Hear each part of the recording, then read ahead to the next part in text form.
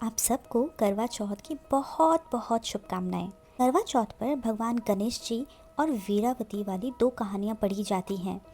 ऐसा कहा जाता है कि चतुर्थी तिथि पर पहले गणेश जी की पूजा करनी चाहिए और फिर करवा जी की पूजा करनी चाहिए, जिनकी कहानी वीरावती से जुड़ी हुई है। इसके बिना व्रत अधूरा माना जाता है। आइए हम कथा शुरू करने में सबसे पहले गणेश जी की कथा सुनेंगे। बहुत समय पहले की बात है। एक अंधी बूढ़ी माई थी। वो गणेश जी की बहुत बड़ी भक्त थी और हमेशा विधि विधान से गणेश जी की रोज़ाना पूजा करती थी। एक दिन गणेश जी इन बूढ़ी माई से प्रसन्न हुए और उन्हें दर्शन देकर बोले, हे माई, आपकी पूजा से मैं बहुत प्रसन्न हूँ। आपको जो मांगना है आप मांग लीजिए। तो बूढ़ी माई कहती हैं, मैं क्या मांगूँ, मुझे तो मांगना नहीं आता। तो फिर बूढ़ी माई अपने बेटे और बहू के पास गई। उन्होंने कहा कि धन मांग लीजिए और बहू ने कहा कि पोता मांग लीजिए। ये सब सुन के बूढ़ी माई ने सोचा, ये तो बड़े ही मतलबी हैं।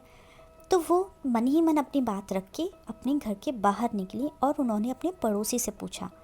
पड़ोसी ने कहा, बूढ़ी माई, आपकी थोड़ी सी ही तो ज़िंदगी बची है, क्यों ना आप आंखें ही मांग लो, जिससे आपकी बाकी की ज़िंदगी थोड़ी सुख में बीत जाएगी। तब बूढ़ी माई ने बेटे और बहू और पड़ोसी की बातें सुनकर घर में जाकर सोचा कि क्यों ना ऐसी कोई चीज़ मांगूं जिससे बेटा और बहू मेरा सबका ही भला हो जाए। तब दूसरे दिन जब गणेश जी आए और बोले कि माई, आपने कुछ सोचा, आपको क्या मांगना है, कृपया मुझे बताइए ताकि मैं आपको वरदान दे सकूं। हमारा वचन है, जो आप मांगेंगे वो आपको अवश्य ही मिलेगा। गणेश जी के वचन सुनकर बूढ़ी माई बोली, हे गणराज, यदि आप मुझसे प्रसन्न हैं तो मुझे 9 करोड़ की माया दें, निरोगी काया दें, अमर सुहाग दें, आँखों में प्रकाश दें, नाती पोते दें और समस्त परिवार को सुख दें, फिर अंत में मुझे मोक्ष दे दें।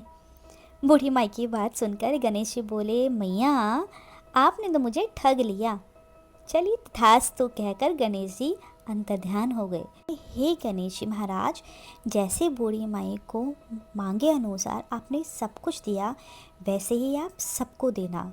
बोलो गणपति बापा की जय, गणपति बापा मोरया, बोलो गणपति भगवान की जय।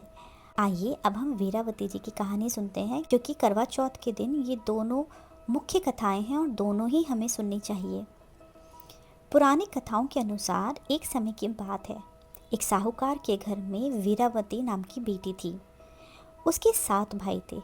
जब उसने पहली बार करवा चौथ का व्रत रखा तो पूरा दिन भूखी प्यासी रहने से वह बहुत कमज़ोर सी दिख रही थी और वो हो भी गई थी बहुत कमज़ोर सी। भाइयों से बहन की ऐसी हालत देखी नहीं गई, क्योंकि वो अपनी बहन से बहुत प्यार करते थे। अपनी बहन का व्रत खुलवाने के लिए भाइयों ने एक युक्ति सोची। उन्होंने पहाड़ी पर दीपक जलाकर चांद जैसा दृश्य बना लिया। वीरावती ने उसे सचमुच का चांद समझकर सोचा कि तो चांद ही निकल गया है, और भाभियों से बोला, व्रत खोल दो, चांद निकल गया है। भाभियों ने कहा कि तुम्हें खोलना है तो तुम खोल लो, हम तो चांद निकलने पर ही खोलेंगे।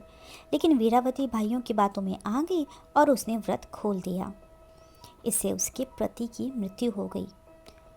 ये सब देख के वीरावती बहुत दुखी हो गई और उसने अपने पति का अंतिम संस्कार नहीं होने दिया।